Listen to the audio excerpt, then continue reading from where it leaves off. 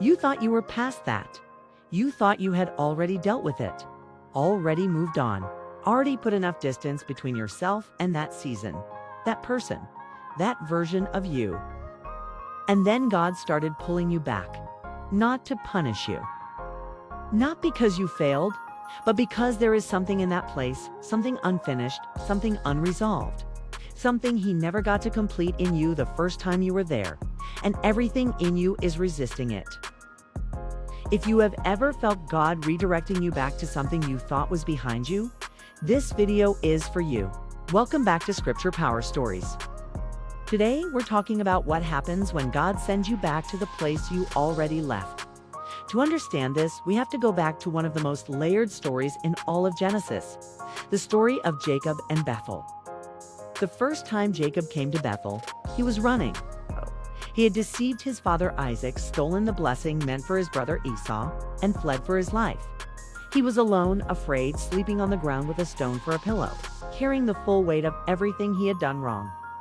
And that night, in that vulnerable, exposed place, God showed up.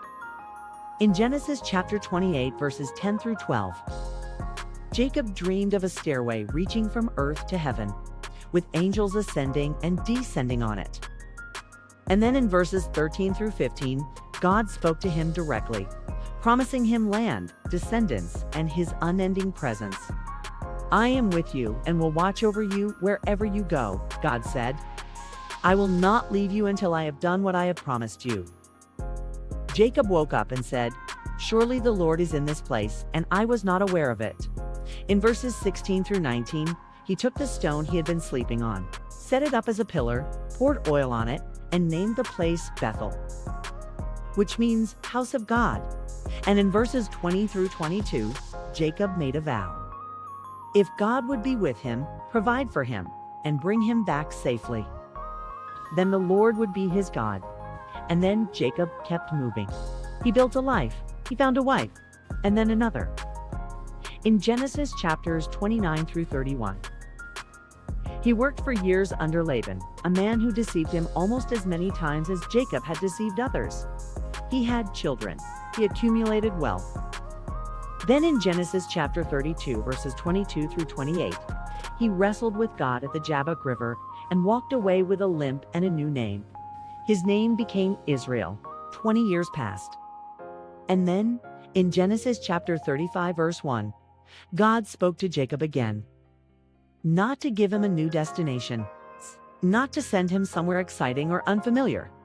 God said, "Go up to Bethel and settle there, and build an altar there to God, who appeared to you when you were fleeing from your brother Esau. Go back. Go back to where you started. Go back to the stone pillar. Go back to the vow you made. Go back to the place where you first met me." Jacob had changed significantly since that first night at Bethel. He was no longer a young man running from consequences. He was older, wounded, and carrying the weight of a complicated life. And God was asking him to return to the place where this all began. Before Jacob went, he did something important. In Genesis 35, verses 2 through 4, he told his household to get rid of every foreign god among them, to purify themselves, and to change their clothes. There were things they had been carrying that could not come with them into that sacred place. And as Jacob traveled back to Bethel, verse 5 tells us that a terror from God fell on all the towns around them so that no one pursued them. God cleared the path for the return. In verses 6 and 7, when Jacob arrived, he built the altar. He called it El Bethel, the God of the house of God. And then in verses 9 through 12, God appeared to him again, reaffirming the covenant, reaffirming his new name, reaffirming the promise. The return was not a step backward. It was a deeper anchoring into everything God had started in Jacob the first time he was there. If this is resonating with something happening in your life right now, comment the word return below. Because the place God is sending you back to may be the very place where your foundation needs to be rebuilt. Here is what I want you to understand about being sent back.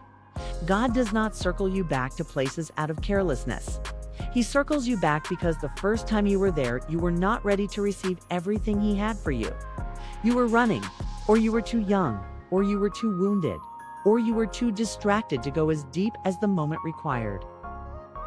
Jacob, the first time at Bethel, was a deceiver sleeping on the ground. Jacob, the second time at Bethel, was a man who had been broken, renamed, and refined. He could receive more the second time because he had become more. Maybe God is sending you back to a relationship that needs repair.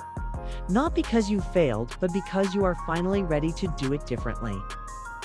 Maybe He is sending you back to a city, a church, a calling, a conversation you walked away from before it was finished. Maybe He is sending you back to a version of yourself you tried to leave behind, because there is healing there that cannot happen from a distance. The return is not regression. The return is completion.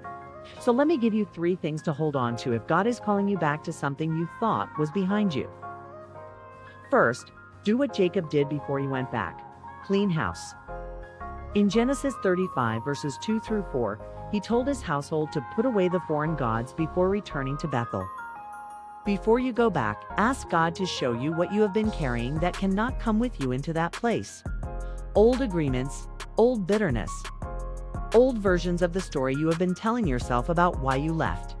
Second, trust that God will clear the path.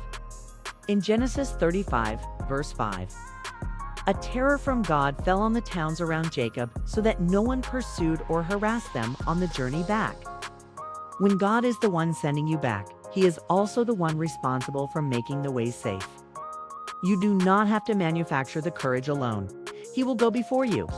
Third, expect a deeper encounter than the first time. In Genesis 35 verses 9 through 12, Jacob's second experience at Bethel was a reaffirmation of everything God had been building since the first night. When you return to a place in obedience, you do not get the same version of what was there before. You get the completed version, the deeper layer, the promise spoken to someone who can finally fully receive it. And if you've been in a season where your faith feels tired, discouraged, or emotionally heavy, I also created a resource called Still Standing on His Promises to help you stay grounded in God's truth during difficult seasons. The link is in the description. The place you thought was behind you may actually be the place God has been waiting to meet you again.